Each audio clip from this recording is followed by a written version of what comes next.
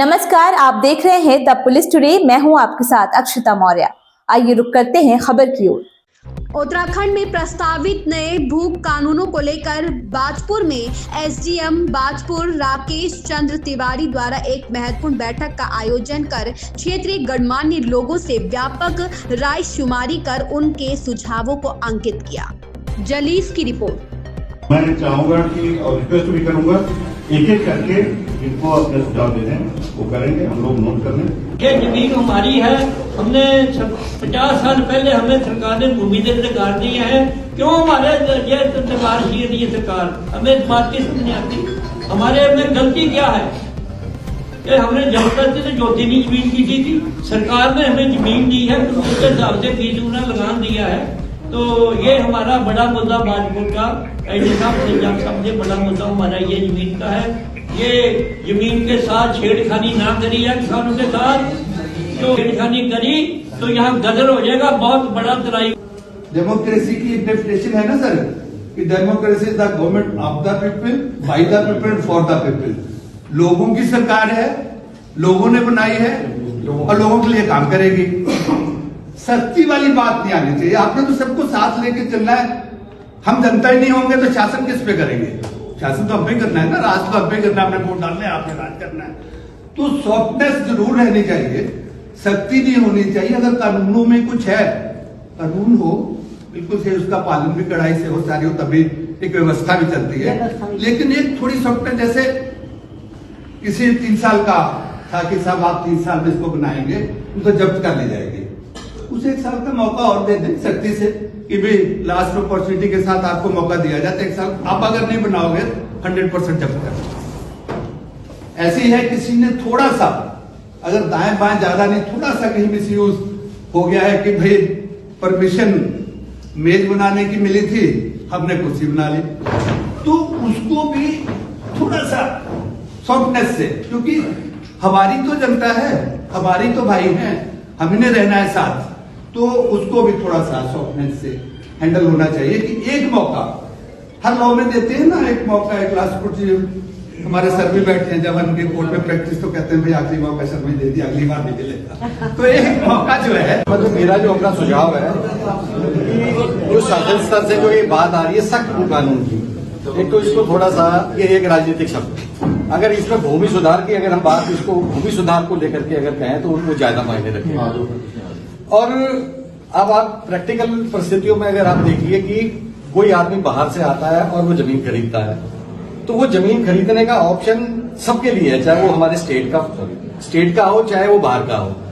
तो जब मैंने नहीं खरीदी, बाहर के वाले आया, उसको ऑप्शन मिला, उसने पैसे दिए, उसने खरीदी, एक बात, और उसने कोई जबरदस्ती नहीं खरीदी, नियम कानून का उसने उल्लंघन किया, ये मानने वाली बात है। तो जो शुरू से जो 1900 से हम जो आज तक जो सुनते आ रहे हैं भू कानून, तो उसमें कितने सुधार हुए, चाहे आप LRA तक को ले लीजिए, किसी को ले लीजिए, तो इसमें जो सख्त प्रोविजन दिए जा रहे हैं, जो जमीन छीनने की बात की जा रही है, तो मेरा सुझाव ये है कि इसमें जैसे सर्कल रेट के हिसाब से किसी ने आज जो जैसे जो जिस विषय के लिए जो उसने जमीन दी, वो जमीन का उसने उपयोग ना करके उसने डिफरेंट पर्पज के लिए किया, कमर्शलाइज कर दिया, तो उसको एक जमीन छीनने की बजाय उसका एक व्यापक मुआवजा लेकर के गवर्नमेंट को पैसा भी मिलेगा और वो उतनी सख्त वाली बातें भी नहीं आएंगी। दूसरी बात सर, इस पे आप ये देखिएगा कि तमाम जो कमर्शियल आइटम्स हो रहे हैं, चाहे वो होटल्स हैं, रिजॉर्ट्स हैं, वो कितने प्रभावित हो जाएंगे, बंद हो जाएंगे, उससे हमें रेवेन्यू भी तो मिल रहा है एक चीज को। तो अगर ये चीज रेगुलराइज कर दिया जाए, गवर्नमेंट उसको रेगुलराइज करने की अगर सोच बनाए, चाहे वो उसमें जो मुआवजा है, क्योंकि कुछ छोटे मोटे आदमी नहीं होते, सरमाएदार है, और एक अच्छा हैवी अमाउंट करके उनको रेगुलराइज किया जाए ऐसी जमीनों को, तो उससे सबको फायदा भी हो सकता है। तो मेरा सुझाव ये है कि इसको रेगुलराइज किया जाए और ये सख्ती ना की जाए कि जैसे जमीन छीन ली जाए, तो ऐसे कोई आदमी इन्वेस्टर आएगा ही नहीं उत्तराखंड में, यहाँ के लोग खरीद नहीं पाएंगे, तो डेवलपमेंट कहां से होगा? तो गवर्नमेंट भी तो इन्हीं के कंधे पे आकर के डेवलपमेंट करती है। तो ये मेरा साफ सुझाव है। सब लोग आप लोग बैठे, ये विषय सब आए, मगर ये वाला जो है भू कानून को लेके है। हम जम्मू कश्मीर, चूंकि वो इंटरनेशनल सीमा है, बॉर्डर एरिया है, वहां में पहले बहुत ही बुरी तरीके से लोगों को भगाया गया। अब हम उसको ना छोड़ करके हम उत्तराखंड की बात करेंगे तो अच्छा होगा। ये सब आपके हितों से जुड़ा हुआ मुद्दा है, आप अपनी विभाग राय दें यहाँ पे कोई विशेष नहीं है, आप सब लोग विशेष हैं जो यहाँ पे आए। कि बहुत सख्त जब आएगा देखेंगे।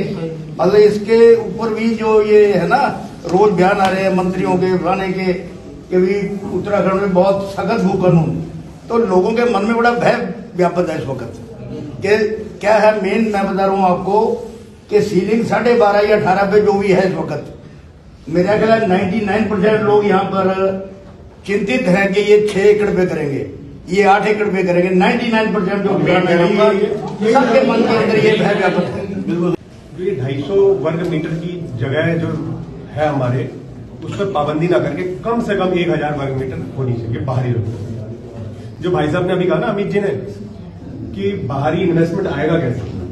भाई पहाड़ में भी स्थितियां अनुकूल नहीं है। आज की डेट में आप जाओ, बंदर वहां है, जानवर वहां है, फसल हो नहीं रही है, पलायन हो गया है।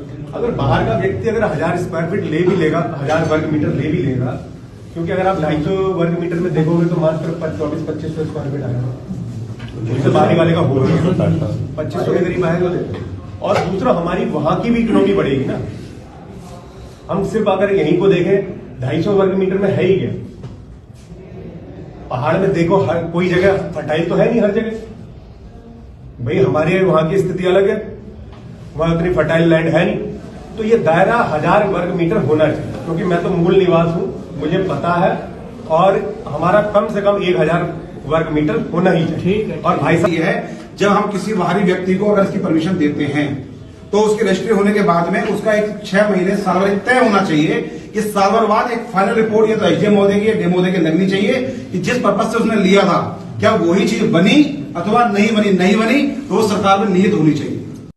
इस खबर में बस इतना ही। बने रहिए द पुलिस टुडे के साथ।